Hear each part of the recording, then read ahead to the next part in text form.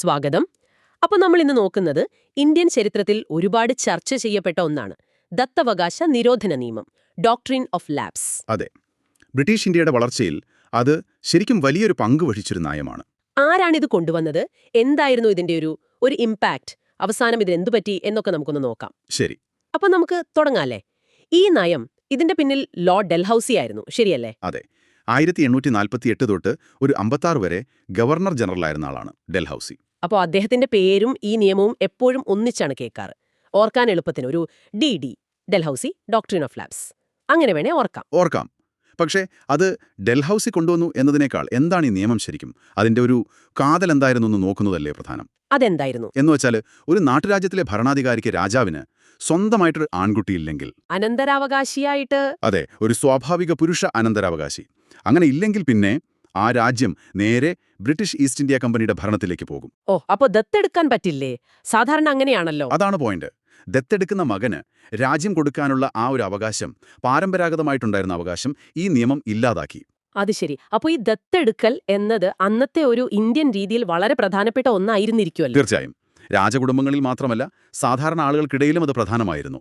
വംശം നിലനിർത്താൻ, പിന്നെ മരണാനന്തര ചടങ്ങുകൾക്കൊക്കെ ഒരു അവകാശി വേണമല്ലോ. ശരിയാണ്. അപ്പോൾ അതിനെ തടഞ്ഞുകൊണ്ട് ബ്രിട്ടീഷുകാർ എന്താണ് ശരിക്കും ലക്ഷ്യം വെച്ചത്? പ്രധാന ലക്ഷ്യം ഈ നാട്ടുരാജ്യങ്ങളെ ഒന്നൊന്നായിട്ട് പിടിച്ചെടുക്കുക, അതിനൊരു നിയമപരമായ ഒരു കാരണം കണ്ടെത്തുക. ഇതുവഴി അവർക്ക് കൂടുതൽ പ്രദേശം കിട്ടും, കൂടുതൽ വരുമാനം കിട്ടും, സൈനികമായിട്ടും ശക്തി കൂടും. ഇതൊക്കെയായിരുന്നു ലക്ഷ്യങ്ങൾ.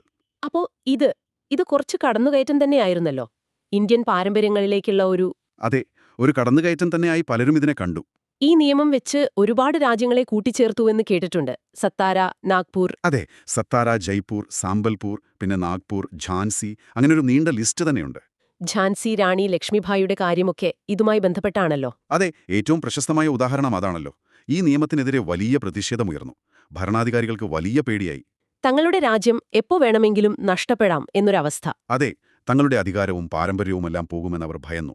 ഈ ഒരു പേടിയും ദേഷ്യവുമാണ് പിന്നെ 1857 ആ വലിയൊരു സമരത്തിലേക്ക് നയിച്ച പ്രധാന കാരണങ്ങളിലൊന്ന്. ശരിയാണ്, ആ ഒന്നാം സ്വാതന്ത്ര്യ സമരം. അപ്പോ ഈ നിയമം ഇത്രയധികം പ്രശ്നമുണ്ടാക്കിയെങ്കിൽ ഇതെപ്പോഴാണ് നിർത്തിയത്? ഇത് സ്ഥിരമായിരുന്നില്ലെന്നും സൂചനയുണ്ടല്ലോ. ഇല്ല, സ്ഥിരമായിരുന്നില്ല. 1857 ആ ഒരു പ്രക്ഷോഭം ബ്രിട്ടീഷുകാരെ ശരിക്കും ഞെട്ടിച്ചു. ശരി. അപ്പോൾ ആ സമയത്ത് ഗവർണർ ജനറൽ ലോർഡ് കാനിങ് ആയിരുന്നു. ഈസ്റ്റ് ഇന്ത്യ കമ്പനിയുടെ ഭരണം പോയി ബ്രിട്ടീഷ് രാജ്ഞി നേരിട്ട് ഭരണം ഏറ്റെടുക്കുന്ന ഒരു സാഹചര്യം വന്നു 1858. Government of India act. അതെ, അതിന്റെ ഭാഗമായിട്ട് ഇന്ത്യൻ രാജാക്കന്മാരെ കുറച്ചൊന്ന് സമാധാനിപ്പിക്കാൻ, ഭാവിയിൽ ഇത്തരം പ്രശ്നങ്ങൾ ഒഴിവാക്കാൻ ഈ നിയമം റദ്ദാക്കാൻ തീരുമാനിച്ചു. അപ്പോൾ കാനിങ് അത് റദ്ദാക്കി. അതെ, ക്യാൻസൽ ചെയ്തു എന്നോർക്കാം. അപ്പോൾ ചുരുക്കി പറഞ്ഞാൽ ഡൽഹൌസി കൊണ്ടുവന്നു. ശരി. അനന്തരാവകാശികളില്ലാത്ത രാജ്യങ്ങളെ ബ്രിട്ടീഷ് ഇന്ത്യയിലേക്ക് ചേർത്തു. അതെ, ഇത് 1857 സമരത്തിനൊരു പ്രധാന കാരണമായി. വളരെ പ്രധാനപ്പെട്ട കാരണം. അവസാനം ലോർഡ് കാനിങ് ഇത് റദ്ദാക്കി. അതെ, വളരെ ചെറിയൊരു കാലയളവില് വലിയ മാറ്റങ്ങൾ ഉണ്ടാക്കിയ ഒരു നിയമം അല്ലേ? തീർച്ചയായും. പക്ഷേ ഇവിടെ നമ്മൾ ആലോചിക്കേണ്ട വേറൊരു കാര്യം കൂടിയുണ്ട്. എന്താണത്? ഈ നിയമം ശരി റദ്ദാക്കി, എന്നാലും ബ്രിട്ടീഷ് ഭരണകൂടത്തിന്റെ ഒരു മൈൻഡ് സെറ്റ്, അവരുടെ ആ ഒരു സമീപനം, ഇന്ത്യൻ ഭരണാധികാരികളോടും അവരുടെ അവകാശങ്ങളോടും ഉണ്ടായിരുന്ന ആ ഒരു കാഴ്ചപ്പാട്, അത് ഇതിൽ വ്യക്തമായിരുന്നില്ലേ? ശരിയാണ്. ഒരു നിയമം ഉണ്ടാക്കുകയും പിന്നീട് പിൻവലിക്കുകയും ചെയ്യുമ്പോൾ. അതെ, ആ നിയമമുണ്ടാക്കിയ ഒരു മുറിവ്, ഒരു അവിശ്വാസം, അത് ഭരണാധികാരികളുടെയും ജനങ്ങളുടെയും ഒക്കെ മനസ്സിൽ നിന്ന് അത്ര പെട്ടെന്ന് മാഞ്ഞു പോയിട്ടുണ്ടാവുമോ? ഇതൊരു ചിന്തിക്കേണ്ട വിഷയം തന്നെയാണ്.